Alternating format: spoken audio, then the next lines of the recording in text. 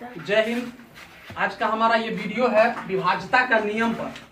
तो विभाज्यता के नियम में हम सबसे पहले देखेंगे कि यदि आप विभाज्यता के नियम को अच्छी तरह से जानते हैं तो इस नियम को जानने के बाद आपका कैलकुलेशन फास्ट हो सकता है। आप एग्जाम में कम समय में अधिक से अधिक सॉल्यूशन कर सकते हैं, जिससे कि आपका अधिक से अधिक मार्क्स भी मिले और अच्छे से अच्छे अंक प्राप्त कर सकते हैं। तो विभाज्यता का नियम बनाने से आप कैलकुलेशन को फास्ट करने के लिए बहुत जरूरी है। तो आज हम शुरू करते हैं विभाज्यता का नियम। तो सबसे पहले विभाज्यता का नियम जानने के लिए आपको दो चीज जानना होगा, सम संख्या और विषम संख्या। सम संख्या किसे कहते हैं? दरअसल आप जानते होंगे कि सम संख्या उसे कहते हैं जो संख्या दो से पूरा पूरा कट जाए। और दो से कटने वाली संख्या कौन है? जिसके अंत में, जिस संख्या के अंत में, जिस संख्या के अंत में 0, 2, 4, 6, 8 हो, उसको आप सम संख्या कहते हैं। और ये जो जिस संख्या के अंत में 0, 2, 4, 6, 8 है वो सम संख्या के अंतर्गत आता है। और विषम संख्या यानी कि ये सभी दो से कटता है तो इसको सम संख्या कहते हैं। जो संख्या दो से कटता है उसे सम संख्या कहते हैं। जो दो से नहीं कटे, जो दो से नहीं कटता है उसे विषम संख्या कहते हैं। तो सबसे पहले आप ये ध्यान देंगे कि कोई भी संख्या जो सम संख्या होगी कभी भी विषम संख्या को नहीं काट पाएगा, लेकिन जो विषम संख्या है वो सम संख्या को आसानी से काट सकता है। और इसको हम इस वीडियो में देखेंगे कि विभाज्यता के नियम के अंतर्गत 2 से 10 तक और 11 तक हम किस तरह से किसी भी अंक को आसानी से विभाज्य कर सकते हैं। तो सबसे पहला हम 2 से शुरू करते हैं। 2 से कोई भी अंक जो 2 से कटता है वो कौन हो सकता है? तो अभी हम जैसे बताए कि कोई भी सम संख्या उसको कहते हैं जिस संख्या के अंत में 0, 2, 4, 6, 8 हो। तो 2 से वही अंक कटेगा। 2 से विभाज्यता का नियम वही है। यदि कोई दिया गया संख्या है तो उस संख्या में, जिस संख्या के अंत में, जिस संख्या के अंत में 0, 2, 4, 6, 8 हो, वह 2 से विभाज्य होगा। वह क्या होगा?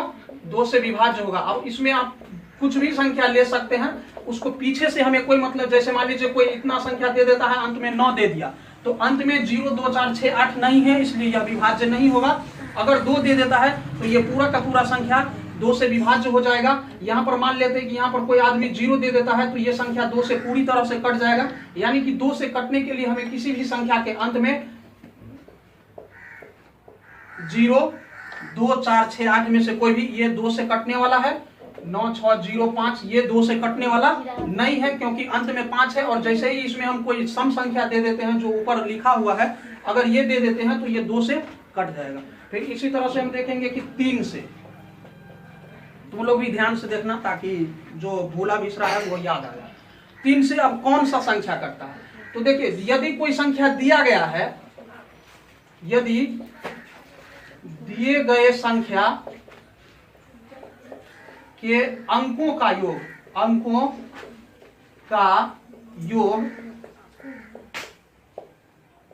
3 से कटता है, यानी विभाज्य होता है। यदि दिए गए संख्या का योग 3 से कटता है तो वह संख्या 3 से विभाज्य होगी। क्या होगी? 3 से विभाज्य होगी। अब जैसे मान लीजिए कि कोई भी संख्या आपको दिया जा सकता है, 1, 9, 6, 5, 1, 5।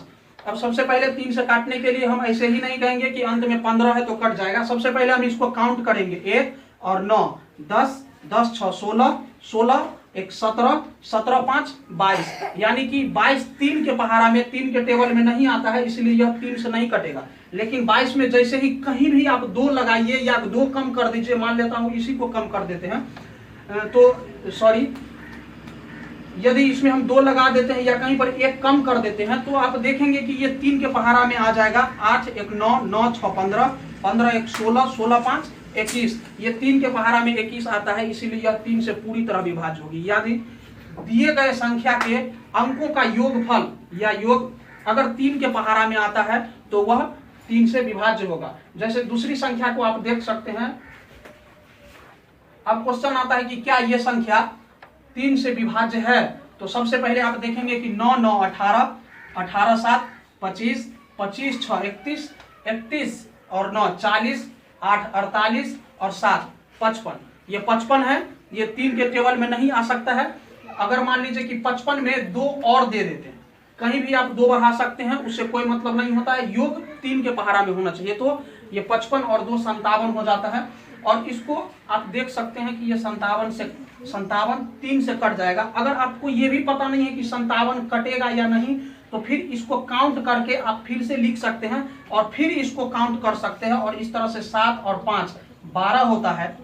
यदि अब भी आपको नहीं पता चलता है कि ये कट रहा है कि नहीं कट रहा है, तो 1 और 2 दोनों को फिर से जोड़ेंगे तो 2 और 1 3 हो जाएगा। अब देखिए इसको जोड़ने पर 57 हुआ, हमें पता नहीं लगा 3 से कटेगा कि नहीं। फिर इसको हमने जोड़ दिया तो 12 हुआ। मान लेते हैं फिर अंक बड़ा रहेगा और हमें पता नहीं चला, तो फिर इसको हम जोड़ के बता सकते हैं कि ये कटता है या नहीं। यानी कि कोई भी संख्या जो 3 के टेबल में हो, यहाँ देखिए 3 आ गया है तो 3 के टेबल में है, तो इस प्रकार से यह 3 से भी विभाज्य होगा।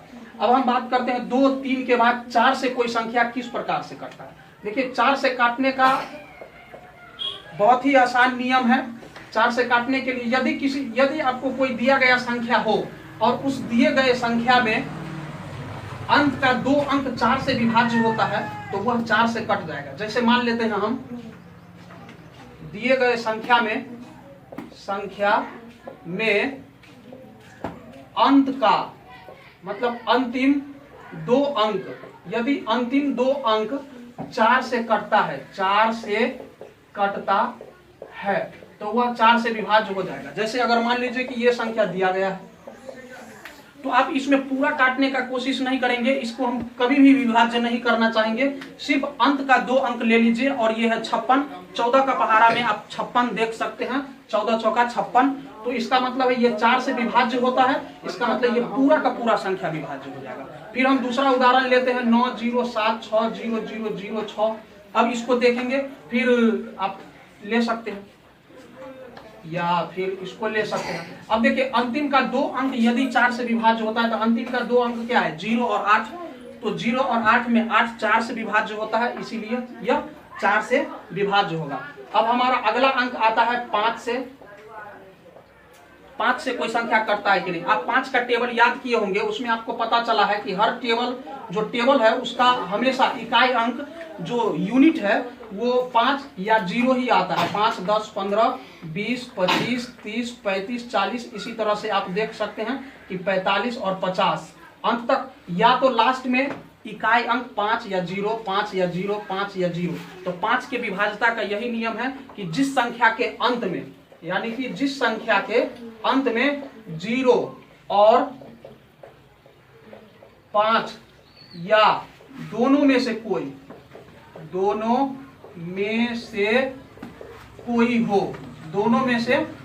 हो, तो वह 5 से कटेगा। अब आप कोई भी अंक ले सकते हैं जिसके अंत में 0 और 5 होगा, तो वह 5 से कटेगा। जैसे कि मान लेते हैं फिर से 0 5 6 4, ये 5 से नहीं कटेगा क्योंकि अंत में 4 है। यही अगर हम 0 कर देते हैं तो ये कट जाएगा। फिर आप दूसरा अंक ले लीजिए, दूसरा अंक में अगर आप 5 देते हैं तो ये कट जाएगा। तो 5 की विभाज्यता का नियम 2 के तरह ही थोड़ा आसान है कि अंत में 0 या 5 या दोनों होना चाहिए। अगर ये दोनों हो सकता है तो 5 से कट जाएगा। 6 के विभाज्यता को नियम को हम देखेंगे। आप ध्यान रखेंगे कि हम इस वीडियो को थोड़ा फास्ट बना रहे हैं ताकि हम 2 से लेके 10 और 11 तक, हो सके तो 11 तक हम इस वीडियो में हम एक साथ सबको समायोजित कर सकें। आप इस वीडियो को थोड़ा स्लो करके या बार बार 2-3 बार देख के आप इसको समझ सकते हैं। अब हम देखेंगे कि 6 से कोई संख्या कैसे कटता है। तो 6 से कटने के लिए आपको 6 से लगाना नहीं है, 6 से वही संख्या कटता है जो 2 और 3 से विभाजित हो। 2 और 3 से यदि कोई संख्या विभाजित है, 2 और 3 से यदि कोई संख्या विभाजित है तो वह संख्या 6 से भी विभाज्य होगा। आप यहाँ पर देख सकते हैं, हम कोई संख्या लेंगे और उसको काटने का प्रयास करेंगे कि 6 से कटता है कि नहीं। जैसे 0, अब आप देखिए अंत में 6 है, इसका मतलब ये 2 से कट जाएगा। अब बात करेंगे हम, जब अंत में 6 है 2 से कट जाएगा तो 3 से कटना चाहिए। तो 5 और 0 को हम ऐड करेंगे तो 5 ही रह जाएगा। 5 और 6, तो 6 5 11, 11 और 9 20, 20 6 26। यानी कि ये 3 के टेबल में नहीं आता है, इसलिए यह संख्या नहीं कटेगा। लेकिन जैसे ही हम इसको एक अंक कहीं भी बढ़ा सकते हैं, इसको 6 कर सकते हैं या इसको 7 या कोई भी अंक बढ़ा सकते हैं। जैसे ही इसको हम बढ़ाते हैं तो आप देखेंगे, सॉरी, जैसे ही इसको हम बढ़ाते हैं तो इस तरह से ये अब हमारा अंक हो गया, अंत में 4 है, तो यानी 2 से ये कटेगा ही कटेगा। अब हम इसको देखेंगे कि 3 से कटता है कि नहीं। 6 5 11, 11 9 20, 20 6 26 और 26 4 30, यानी 30 जो है योग करने पर जो 30 आया है ये 3 के टेबल में भी आएगा, इसीलिए यह संख्या 2 से कट रहा है, 3 से कट रहा है। और ध्यान देंगे जो दोनों से कटता है वह 6 से भी पूरी तरह से विभाजित होगा, पूर्ण रूप से विभाजित ये संख्या है। इसी तरह से आप कोई दूसरा संख्या भी ले सकते हैं जहां पर आप खुद से ये ट्राई कर सकते हैं कि 2 और 3 से कटता है कि नहीं। जैसे मान लीजिए कोई भी संख्या आप बोल सकते हैं, यहाँ पर 9 1 10, देखिए अंत में 6 है, ये कटेगा। ध्यान रहे अगर ये अंक रहता हमारा तो हम 6 से भाग करने का कोई कोशिश नहीं करेंगे, क्योंकि अंत में 5 है और ये 2 से कटने वाला है नहीं। लेकिन जैसे ही इसके अंत में 6 है, 0 है, 2 4 6 8 में से कुछ भी रहता है तो उसको हम ट्राई करेंगे। ये तो 2 से कटेगा। अब 9 1 10, अब 3 से काटने के लिए सबसे पहले सभी अंकों का योग करेंगे। 9 1 10, 10 2 12, 12 3 15, 15 4 19, 19 5 24 और 6 30, यानी कि फिर से ये 30 हो रहा है। आप इसको हटा दीजिए। अब देखते हैं ये 2 से कट रहा है। 9 1 10, 10 2 12, 12 3 15, 15 4 19, ये नहीं कट रहा है। अब 19 में हम क्या करेंगे कि कोई अंक बढ़ाएंगे या घटाएंगे तभी हमको ये कटने वाला। तो सबसे पहले हम अंत में 2 दे देंगे। अब आप ध्यान देंगे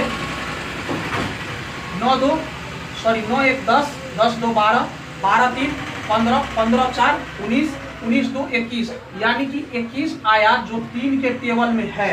आप नहीं देख सकते हैं, नहीं समझ सकते हैं तो फिर इसको काउंट कर लीजिए। ये 3 है और 3 के टेबल में 3 आता है। इस तरह से यह 3 से भी विभाजित है और 2 से भी विभाजित है, क्योंकि अंत में 2 है। तो ये पूरी की पूरी संख्या 6 से पूर्ण रूप से विभाजित होगी। अब आप ध्यान देंगे, बच्चे तुम लोग भी ध्यान देना, क्योंकि हम पहले बता चुके हैं कि 7 से विभाज्यता का कोई नियम नहीं होता है। 7 से विभाज्य होने का कोई नियम नहीं होता है। लेकिन उदाहरण के लिए आप एक उदाहरण ले सकते हैं जिससे आप देखेंगे कि वो कट जाता है। यदि कोई संख्या 6 बार आता है, यदि कोई संख्या एक अंक की संख्या 6 बार आता है तो वह 7 से कट जाएगा। जैसे आप 1 को ही 6 बार लिख लीजिए, 3 3 6, इसको अगर आप 6 बार लिख लीजिए और 7 से भाग दीजिए, ये पूरी तरह से कट जाएगा। इसी तरह से आप कोई भी संख्या जो 6 बार आप लिख लेते हैं, इस 6 बार लिखने के बाद 7 से भाग देते हैं तो ये पूरी तरह से कट जाता है। यानी कि अगर 6 बार कोई संख्या रिपीट होता है तो वही संख्या 7 से कटेगा। या यदि वो संख्या 2 अंक की है, जैसे मान लेते हैं कि 13 है, तो 3 बार आना चाहिए, ये 7 से पूरी तरह से विभाजित होगा। आप विभाज्य करके देख लेंगे, यानी कि 7 का कोई रूल नहीं है, कोई संख्या 6 बार आना चाहिए। यदि वो 2 अंकों की संख्या है और रिपीट हो रहा है तो 3 बार आना चाहिए, ये कट सकता है। ध्यान रखेंगे ये 6 बार आएगा तो और अच्छा, यानी कि हर कंडीशन में 3 बार जोड़ा वाला संख्या आना चाहिए और इस प्रकार से हम देखेंगे कि यह कट जाएगा। अब हम बात करते हैं 7 के बाद 8 से विभाज्यता का नियम। अभी आपको हम बताए हैं कि 4 से कौन संख्या कटता है, उसी आधार पर हम बात करेंगे कि 8 से कैसे कटेगा। देखिए 4 से वही संख्या कटता है जिस संख्या के अंत का 2 अंक, यानी कि अंतिम 2 अंक कटता था। हम 2 अंक ही लेते थे, लेकिन 8 से विभाज्य करने के लिए अंतिम 3 अंक पर विचार करेंगे। अंतिम 3 अंक यदि विभाज्य होता है या कटता है, यदि विभाज्य होता है या कटता है तो 8 से पूरा कट जाएगा। जैसे आप देख सकते हो कोई भी 2 अंक, जैसे 0 9 5 6 7 4। अब हम इसको पूरा करने का कोशिश नहीं करेंगे। यदि यही संख्या 4 से होता तो हम सिर्फ 2 अंक लेते और उसको काटने का प्रयास करते, कट रहा है या नहीं कट रहा है। लेकिन 8 से है तो इसमें क्या करेंगे, हम 3 अंक लेंगे। और 3 अंक क्या है, 674। इसको 8 से कोशिश करेंगे काटने का, 8 8 64, 3 शेष बचता है, 2 8 चौक 4 8 चौक 32, यानी 2 शेष बच गया। 8 से ये 3 अंक पूरा नहीं कटा है, इसका मतलब ये पूरी की पूरी संख्या 8 से विभाजित नहीं होगी। लेकिन यही अगर 2 होता, यही 2 होता तो पूरा कट जाता। और इस प्रकार से हम कह सकते हैं कि ये 8 से पूरी तरह से विभाजित होगी। आप इस संख्या को नोट कर लीजिए और आप देख सकते हैं कि ये संख्या पूरी तरह से 8 से विभाजित होगी। यानी कि किसी भी संख्या, किसी भी दिए गए संख्या में अंतिम का 3 अंक यदि 8 से कटता है, मात्र अंतिम का 3 अंक यदि 8 से कटता है तो पूरी की पूरी संख्या 8 से विभाजित हो जाएगी। आप किसी दूसरे संख्या को भी अपने से खुद से ट्राई करके आप देख सकते हैं। जैसे ये 596 है तो आप इसको ट्राई करेंगे तो 596 को लेंगे और 8 से भाग देने का कोशिश करेंगे और 8 से 56, 3 पर 6, फिर 3 पर 6, 8 चौक 32, यानी कि अंतिम में 4 शेष बच जाता है। तो ये कटने वाला नहीं है। ऐसा करते हैं, इसमें हम 4 जोड़ देते हैं तो 90, 96 और 4 ये 600 अगर कर देते हैं तो आप देख सकते हैं कि ये कट जाएगा। यानी कि अगर ये 600 हो जाए तो ये 8 से कट जाएगा, क्योंकि 8 सत्ते 56, 4 0 और 8 पंचे 40। यानी कि इकाई, दहाई और सैकड़ा ये 3 अंक यदि 8 से विभाजित होता है तो ये पूरी तरह से 8 से कट जाएगा। ध्यान रखेंगे 8 को हम 4 के रूल के आधार पर ही समझेंगे। उसमें 2 अंक अंत से लिया जाता है और 8 में 3 अंक को अंत से लिया जाता है।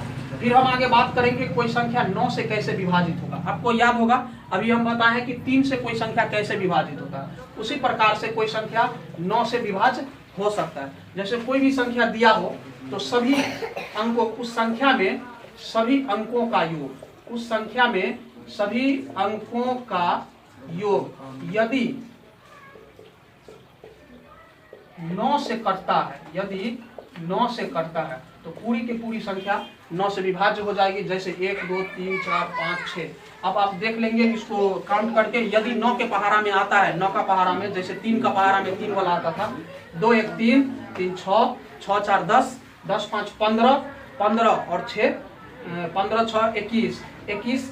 9 के पहाड़ा में नहीं आता है इसलिए यह नहीं कटेगा, लेकिन यही 3 से दिया रहता तो 3 के पहाड़ा में आता और यह पूरी तरह से विभाजित हो जाता। तो इसमें हम कोई अंक बढ़ा देंगे तो 6 एक को और यदि हम दे देते हैं और 9 से काटने का प्रयास करेंगे तो देखिए इसको काउंट करेंगे 2 1 3 3 6 6 4 10 10 5 15 15 6 21 और 6 27। अगर हम 9 से इस की पूरी संख्या को काटेंगे तो 9 तिया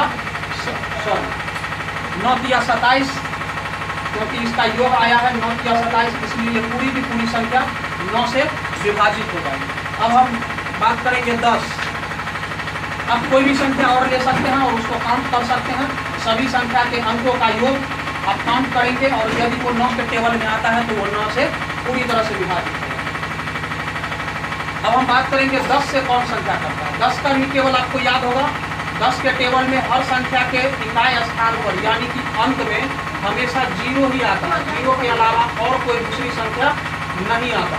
तो यदि कोई भी संख्या हमको जो 10 से काटना है तो इकाई अंक, यदि इकाई अंक 0 हो तो वह 10 से पूरी तरह विभाजित होगा। 10 से पूरी तरह विभाजित होगा। आप देख सकते हैं कि 10 से कोई भी अंक तब कटता है जब उसके इकाई स्थान पर 0 हो। यदि किसी संख्या के अंत में 0 के अलावा कुछ भी है तो वह 10 से नहीं कटेगा। जैसे आप कुछ भी ले सकते हैं, इसमें अगर 0 है तो कटेगा, इसके स्थान पर अगर कुछ भी दे देते हैं, जैसे मान लीजिए इकाई स्थान पर अभी 6 ही है तो यह 10 से नहीं कटेगा। अब हम बात करते हैं 11 से कौन सी संख्या कटेगी। ध्यान रखेंगे कि 11 से काटना थोड़ा लॉजिकल होगा और इसको जब तक गहराई से बढ़िया से नहीं समझेंगे तब तक इसे पूरा आप नहीं समझ सकते हैं, इसलिए इसको ध्यान से देखेंगे। 11 से कटने के लिए सभी विषम स्थान पर का अंक, यानी कि ये पहला अंक है, दूसरा अंक है, तीसरा अंक है, चौथा, पांचवा, छठा, सातवां और 8वां अंक है। इसमें सभी विषम स्थान क्या है? एक पहला अंक, तीसरा अंक, पांचवा अंक, सातवां अंक। इस सभी विषम स्थान वाले अंकों का एक साथ आप योग कर लीजिए। 9 6 15 15 2 17 17 3 20 आप योग करके यहाँ लिख लीजिए।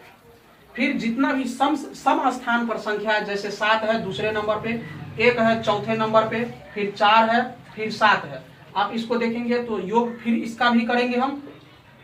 7 1 8, 7 1 8, 8 4 12 और 12 और 7 19।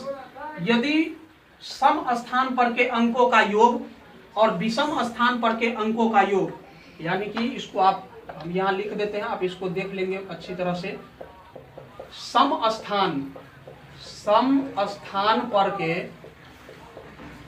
अंकों का योग, सम स्थान पर के अंकों का योग और विषम स्थान पर के अंकों का योग, यानी कि विषम स्थान पर जो भी अंक होगा, विषम स्थान पर के अंकों के योग का अंतर, अंकों के योग का अंतर यदि 0 हो जाए, यदि शून्य हो, शून्य यानी 0 हो या 11 के पहाड़ा में, 11 के पहाड़ा में हो, तब ये संख्या 11 से कटेगी। आप देख सकते हैं सभी सम स्थान पर के अंकों का योग 19 था और सभी विषम स्थान पर के अंकों का योग 20 था। यदि हम इसमें से जो संख्या बड़ी रहेगी उस बड़ी संख्या में से छोटी संख्या को अंतर करेंगे, यानी कि इसका अंतर करना जरूरी है। जब अंतर करेंगे तो इसका अंतर कितना आता है? 1 आता है। तो ये 1 यानी कि यह 0 भी नहीं है और न ही 11 के टेबल में है। तो इस तरह से हम कह सकते हैं कि ये संख्या 11 से नहीं कटेगी। वही संख्या 11 से कटेगी जिसके अंकों का मतलब समस्थान के अंकों का योग और विषम स्थान के अंकों का योग का अंतर यदि 0 हो जाए। इस तरह से हम देखेंगे कि ये 20 है, ये 19 है, या तो इसको आप 1 बढ़ा दीजिए, नहीं तो 1 इसको घटा ही दीजिए। तो आप यहाँ पे 3 है, इसको अगर हम 2 कर देंगे तो आप देख सकते हैं 9 6 15, 15 2 17, 17 और 2 19। यदि अब इसका अंतर किया जाए तो ये अंतर होगा 19 माइनस 19, तो 0 हो जाएगा। तो यदि अंतर 0 हो जाता है तो 11 से कटेगा, और यदि अंतर 0 नहीं होता है तो 11 के पहाड़ा में होना चाहिए, उस कंडीशन में यह कट जाएगा, अन्यथा यह 11 से नहीं कटेगा। इसी तरह के फास्ट कैलकुलेशन वाले वीडियो को देखने के लिए और अधिक से अधिक किसी भी टॉपिक को आसानी से समझने के लिए मेरे इस चैनल को लाइक, सब्सक्राइब एंड शेयर करें। जय हिंद।